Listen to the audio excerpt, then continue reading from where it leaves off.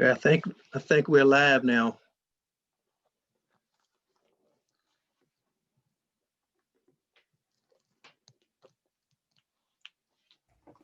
Yes, we are, Mark.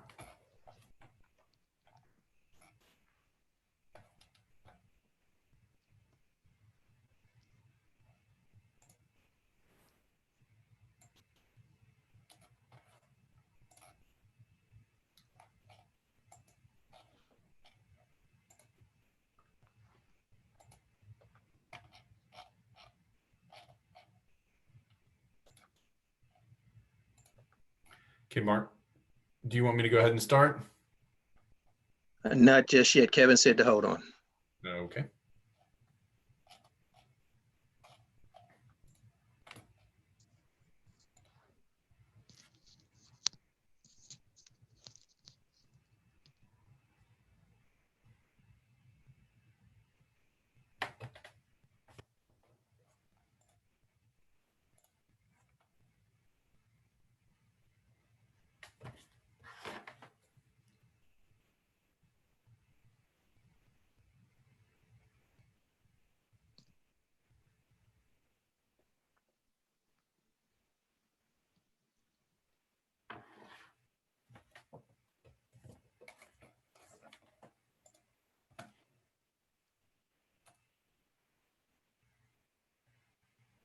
Okay, Michael, we can start now. Okay. And Mark, would you like to enable our video?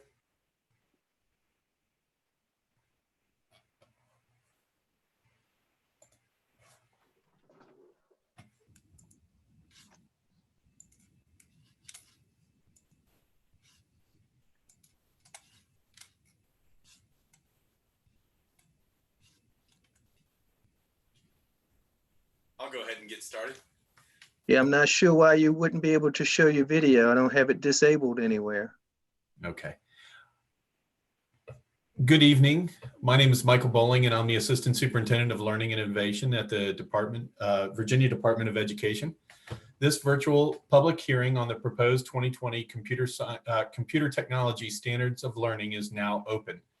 The standards of learning identify the essential knowledge and skills by grade levels in the area of computer technology. During the hearing, we will hear comments from any member of the public who has requested time to speak by sending an email to the Department of Education by Friday, September 11, by the Friday, December 11th time deadline. This virtual public hearing is being live streamed on the VDOE YouTube channel. Dr. Wilson? Thank you very much, Mr. Bowling. Good evening, and on behalf of the Virginia Board of Education, I would like to welcome all in attendance to this evening's virtual public hearing. And a special thank you to our staff, all members of the staff here on the call, working through all of the issues that we've had. So we apologize for being a few minutes late. The purpose of this hearing is to receive comments and suggestions from you, our parents, teachers, administrators, board members, community members, and all other members of the public regarding the proposed standards of learning for computer technology. The Board of Education has taken deliberate steps to include the educators here in Virginia, as well as the public in the process leading to its decision to approve these proposed standards of learning. At the direction of the board, the Department of Education has involved teachers, administrators, supervisors, representatives from higher education, and representatives from professional associations and parent-teacher associations in developing the draft documents that are presented to you this evening. The virtual public hearing is designed so that the board may receive broad comment. Please know that your comments and suggestions will be extremely important and helpful as the board prepares for the proposed standards of learning to be presented for final review to the board at its October meeting. We appreciate your willingness to speak with us and value your comments. At this time, I'd like to review the guidelines for speakers and members who are in attendance. 1, speakers will be recognized in the order in which their email request was processed. 2, speakers should limit their remarks to a maximum of 3 minutes each. A visual actually it will be an audible signal, I believe, Mr. Bowling. Is that correct now that we don't have video? Yes, it'll be I will say 30 seconds. Thank you. Mr. Bowling will give an audible suggestion at 30 seconds so that speakers will know that their time limit has expired. When your time is up, please close your remarks promptly.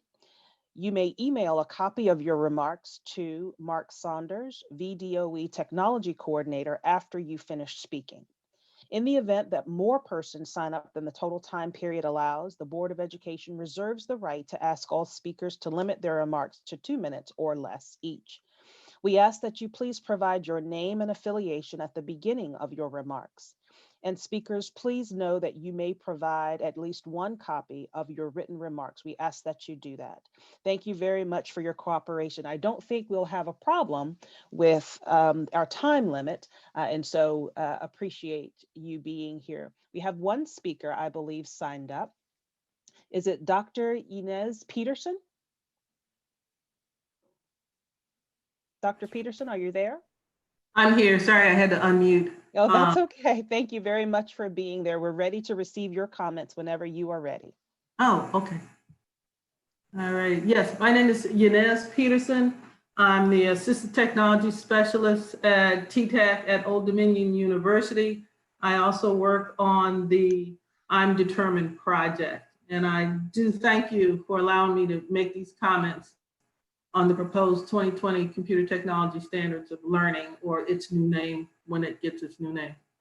My suggestion is that the Empowered Learner section, specifically EL-A-8, include more on what the student can do to advocate for what they need in their use of technology. I think what is being left out of the standard is how students will be able to communicate with others about their use of technology. I have learned since I've gotten into this position and I'm now, that when students go off to college or go into the work environment, they not only need to know how to articulate about the technology they were taught in the public schools, and articulate is the current term in the standards, but they will also have to be able to explain to others why that technology is helpful. So I think the term articulate is just not a strong enough term. I think it needs to include the word advocate for the technology that they need. All citizens should be able to advocate for what they want, what they need, what helps them. And I think if we could just add that word to the Empowered Learner strand A, level H, that would help teachers to understand that it's not just that students need to be proficient in using their technology, but they also have to be able to help others understand the benefit of using it. I think what we're going to see more of in the future is our students finding what works for them, and that may not be the traditional model that we're accustomed to. Students in today's world are going to be going to colleges and work environments where people may not know the technology they use. The student may have even created their own technology. They may be using portions of technology that the professor or the supervisor didn't even know existed inside that technology. Students need to be able to help others understand why the technology they use works for them and respectfully request being able to use it. Also, students using assistive technology or even just the accessibility options that are inside of the technology that they're currently using may also need to advocate to use what they have found to be helpful. Sometimes, especially with the use of assistive technology, people think that technology is cheating. It's not cheating. It's just helping the kids do what they normally could not do. We need kids to be self-determined. We already have systems built inside the Virginia Department of Education to help teachers understand that. So I think the word advocate is a stronger word than articulate. I think it helps both the teachers and the students understand what they need to do as an empowered learner by revising the standard, because right now it's almost exactly what the ISTE standard is. But if we just tweak it just a little bit, then it would help students to become that life-ready graduate that we talk about in Virginia, who can help others understand what works for them and why. And so that's kind of what I'm expressing with you guys today. Thank you very much, Dr. Peterson. I invite you to submit a written copy of your comments if you have them. In the chat, you will notice the email address for Mr. Saunders. And so I'll encourage you to send those along to him at your convenience. I can do that. Thank you so much. Mr. Bowling, I don't have any other individuals signed up to speak tonight. Mr. Saunders, does that comport with what you have? That's correct. And I do not see any other attendees waiting as well. All right.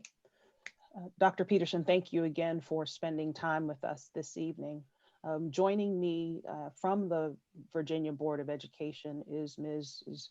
Pamela Davis-Vaught. And so Ms. Davis-Vaught, I invite you to have some closing remarks.